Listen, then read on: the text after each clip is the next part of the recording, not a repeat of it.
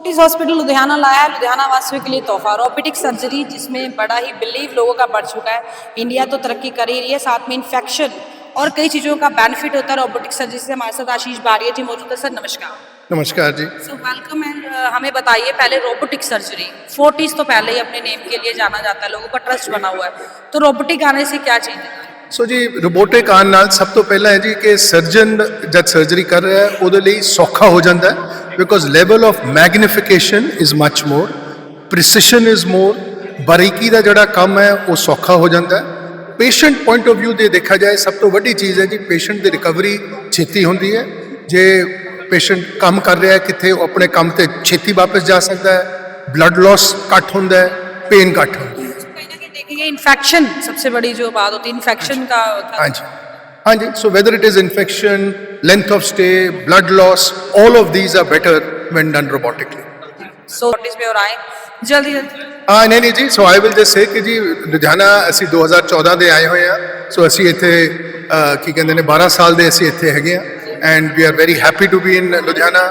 ਸਾਡੇ ਇੱਥੇ 2 ਹਸਪੀਟਲ ਹੈਗੇ ਨੇ and we are happy that we are serving the citizens of Ludhiana. Sir Sambir Singh Mamra ji ਸਾਡੇ ਨਾਲ ਮੌਜੂਦ ਨੇ। ਸਰ ਪਹਿਲਾਂ ਤਾਂ ਇੱਕ ਅਸੀਂ ਕਵਾਂਗੇ ਵਧਾਈ ਦਾ ਪਾਤਰ ਹੈ फोर्टिस जो कि लुधियाना ਨੂੰ ਇੱਕ ਨਵੀਆਂ ਉਚਾਈਆਂ ਤੇ ਲੈ ਕੇ। ਸੀ फोर्टिस 12 ਸਾਲ ਆਪਣੇ ਪੂਰੇ ਕਰ ਚੁੱਕਾ ਹੈ ਇਸ ਸ਼ਹਿਰ 'ਚ ਤੇ 16 ਜਨਵਰੀ ਨੂੰ ਸਾਡਾ 12ਵਾਂ ਜਨਮ ਦਿਨ ਸੀਗਾ ਇਸ ਹਸਪਤਾਲ ਦਾ। ਤੇ फोर्टिस ਹੈਲਥ ਕੇਅਰ ਦੇਸ਼ 'ਚ 25 ਸਾਲ ਤੋਂ ਪੁਰਾਣੀ ਕੰਪਨੀ ਹੈਗੀ ਹੈ, more than 25 years old.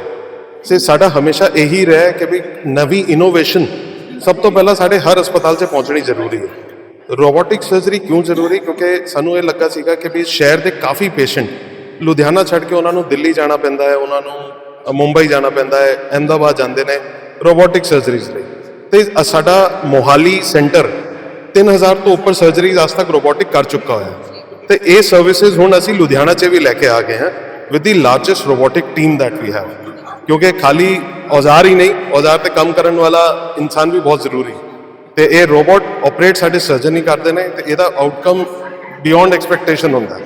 Patient ਨੂੰ ਕੋਈ ਤਕਲੀਫ ਵੀ ਘੱਟ ਹੁੰਦੀ ਹੈ, ਪੇਸ਼ੈਂਟ ਜਲਦੀ ਆਪਣੇ ਘਰ ਵੀ ਪਹੁੰਚ ਜਾਂਦਾ ਹੈ। ਜੋ ਤੇ ਡਾਕਟਰ ਨਿਖਿਲ ਬਾਂਸਲ ਜੀ ਕਾਰਡੀਅਕ ਸਰਜਨ। ਸਰ ਗੱਲ ਕਰਾਂਗੇ ਦਿਲ ਦੀ। ਸੋ ਦਿਲ ਦੇ ਨਜ਼ਦੀਕ ਸਭ ਹੁੰਦੇ ਨੇ ਪਰ ਜਦੋਂ ਡਾਕਟਰ ਦਿਲ ਦੇ ਨਜ਼ਦੀਕ ਜਾਂਦਾ ਤਾਂ ਲੋਕਾਂ ਨੂੰ ਬਹੁਤ हाँ जी बिल्कुल ठीक बात है, स्पेशली जब कार्डियक सर्जरी की बात होती है क्योंकि कार्डियक सर्जरी से एक आप कह लो पुश्तैनी डर एसोसिएटेड है। बट मैं शुरुआत ये कह के कहना चाहूँगा कि जो पुश्तैनी डर है ये पुश्तैनी है, ये 50 साल 25 साल पुराना डर है जब कार्डियक सर्जरी शुरुआती तौर पे थी। आज की डेट में बहुत सेफ़ हो गई है, जैसे आप कह लो कि हर्निया हाइड्रोसील की सर्जरी है वैसे हो रही है and it is very safe. Otherwise also it is very safe क्योंकि सबसे बड़ी बात है कि अब धड़कते दिल पे सर्जरी होती है, हार्ट को रोका नहीं जाता है, खासकर अगर हम बाईपास सर्जरी की बात करें। बट जैसे कि अब ये फोर्टिस ने रोबोटिक सर्जरी रोबोट ले लिया, हम रोबोटिक सर्जरी शुरू करेंगे तो उसमें एक जो सबसे बड़ी डेवलपमेंट होगी वो ये है कि हमें छाती भी नहीं खोलनी पड़ेगी। जो सामने से हड्डी काट के हमें अंदर जाना पड़ता है बाईपास करने के लिए वो भी करने की ज़रूरत नहीं है, साइड से छोटे से चीरे से हम बाईपास सर्जरी कर सकते हैं। सो ये एक गेम चेंजर है। सर मैनुअल बेटर है या रोबोटिक बेटर है? देखिए ये टर्मिनोलॉजी में थोड़े से इसमें बदलाव करना चाहूँगा। मैनुअल और रोबोटिक शब्द ठीक नहीं है क्योंकि सुनने में ऐसा लगता है कि रोबोटिक सर्जरी रोबोट कर रहा है, ऐसा नहीं होता है। सर्जरी सर्जन ही करता है, रोबोट की हेल्प से करता है। रोबोटिक सिर्फ एक आर्म्स है। तो जैसे अब हम छोटे चीरे से जब हम ऑपरेशन करते हैं तो हमारे पास स्पेस बहुत कम होती है और हमें दिखाई कम देता है, तो रोबोट क्या करता है उसको मैग्नीफाई कर देता है, मतलब बड़ा दिखाता है। 1 सेंटीमीटर की चीज़ 10 सेंटीमीटर की दिखती है और छोटी जगह पे हम अपने हाथ की तरह उसको मूव कर सकते हैं। जैसे हम उंगलियों से ऑपरेशन करते हैं वैसे ही रोबोट की उंगलियां जो है वो मूव करती हैं। काम सारा सर्जन ही करता है बट पेशेंट के ऊपर रोबोट की आर्म होती है, इतना ही फर्क है। तो मैनुअल ही है एक तरह से। लोग बिलीव करें और आए और ट्रस्ट दिखाएं। एब्सोल्युटली जी, absolutely, no doubt about that. Neurology तो सर्जन डॉक्टर साहब से ना पूछने गल करेंगे। डॉक्टर साहब पहले आपका नाम? मेरा नाम डॉक्टर आशीष जिंदल है, मैं यूरोलॉजिस्ट हैं।